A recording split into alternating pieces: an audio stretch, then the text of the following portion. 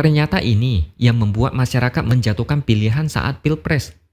Ternyata ini toh yang mempengaruhi psikologis mereka. Kalau memang semua itu terbongkar, maka pemilu ini akan menjadi pemilu yang memalukan. Ini akan menjadi evaluasi besar-besaran.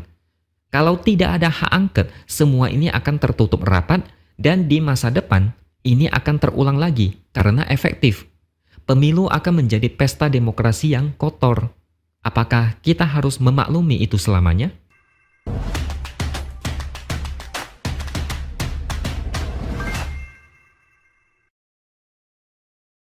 Halo, bertemu lagi dengan saya, X Hardy di Opini Siward. Peluang hak angket untuk digulirkan tampaknya makin besar. Tahap pengusulan hak angket mungkin bisa berjalan mulus. Dan halangan terbesar ada di tahap persetujuan. Kalau menurut Mahfud MD, di tahap ini akan ada perdebatan alot. Ternyata ada naskah akademik yang sudah disusun, yang isinya ada 101 halaman, yang membahas tentang hak angket terkait dugaan kecurangan pemilu 2024. Mahfud MD sudah membaca naskah itu dan dia bilang bagus. Semua pendapat dia sudah tertuang di naskah itu. Naskah itu disusun oleh tim ahli dari PDIP dan siap digunakan dalam hak angket. Setelah saya tahu apa isi garis besar dalam naskah itu, saya paham kenapa banyak yang resah dan gerah dengan hak angket. Hak angket ini bisa menjadi momok menakutkan bagi sebagian orang, karena semua kebobrokan, kalau memang ada, bisa terbongkar. Semua orang jadi tahu. Ini sesuatu yang menakutkan. Di naskah itu ada beberapa tuduhan kecurangan pemilu. Misalnya undang-undang tentang APBN dan keuangan negara. Termasuk di dalamnya anggaran bansos yang bergulir sebelum pencoblosan pemilu. Kalau kata Mahfud, itu adalah potensi penyalahgunaan wewenang. Entah itu pelanggaran undang-undang APBN, pelanggaran undang-undang keuangan negara, dan pelanggaran tindak pidana KKN. Jadi intinya, hak angket akan lebih berfokus pada dugaan penyalahgunaan bansos saat pemilu. Seperti yang kalian udah tahu, sebelum pemilu, bansos dibagi-bagikan secara masif. Anggarannya konon jauh lebih besar daripada anggaran bansos saat pandemi COVID. Dan anehnya, seorang kepala negara aktif terlibat dalam pembagian bansos, padahal itu bisa diwakili oleh kepala daerah atau wilayah setempat. Parpol yang setuju dengan hak angket masih tetap solid dan mendukung. Mahfud bahkan mengatakan sudah ada nama-nama anggota DPR yang akan mengusulkan hak angket. Kata kuncinya adalah dugaan penyalahgunaan bansos dan anggaran. Ini yang membuat kubu sebelah ngeri-ngeri sedap. Pemberian bansos ini sangat efektif untuk mengambil simpati dan mempengaruhi psikologis masyarakat menengah ke bawah. Jumlah mereka ini cukup banyak, yang artinya masih banyak warga yang masih kesulitan secara ekonomi. Yang artinya mereka ini sangat senang kalau dikasih yang gratis-gratis. Tidak peduli apa motif sebenarnya di balik pemberian bansos itu. Pemikiran mereka lebih fokus ke urusan perut. Dan ketika urusan perut beres, meskipun cuma sementara, mereka menjadi gampang dimanipulasi dan digiring. Mereka jadi gampang ditakut-takuti.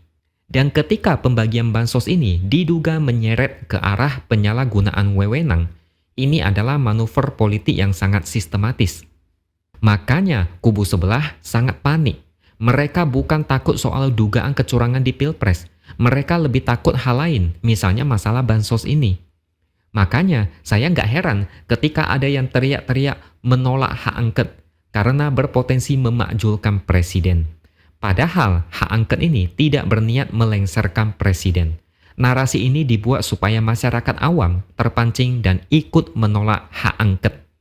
Mahfud MD juga sudah menegaskan tidak ada kaitan antara hak angket dengan pemakzulan presiden. Yang akan diselidiki dalam hak angket adalah kebijakan pemerintah dalam pelaksanaan beberapa undang-undang, bukan paslon atau KPU. Sekali lagi, yang digugat adalah kebijakan pemerintah, bukan menggugat paslon, bukan menggugat KPU. Yang dipersoalkan di angket itu adalah kebijakan pemerintah di dalam pelaksanaan beberapa undang-undang yang berimplikasi terhadap pemilu. Sampai di sini udah paham ya? Tidak ada yang namanya manuver untuk melengsarkan presiden. Itu cuma narasi yang dibuat-buat supaya orang-orang menolak hak angket. Yang teriak-teriak seperti itu pasti nggak paham soal hak angket. Atau mungkin sengaja tes ombak untuk membuat kekacauan politik. Ada hal besar yang sedang ditutupi dan mereka tidak mau itu semua terbongkar ke publik. Gugatan terhadap kebijakan pemerintah, artinya itu bisa merembes ke arah cawe-cawe pemerintah. Kalau mau lebih disederhanakan, cuma ada satu pertanyaan. Pembagian bansos itu murni karena memang membagi bansos atau karena ada kepentingan politik? Misalnya, ada beberapa orang yang merasa aneh saat pembagian bansos, Jokowi jarang atau tidak pernah mengajak Menteri Sosial, Bu Risma.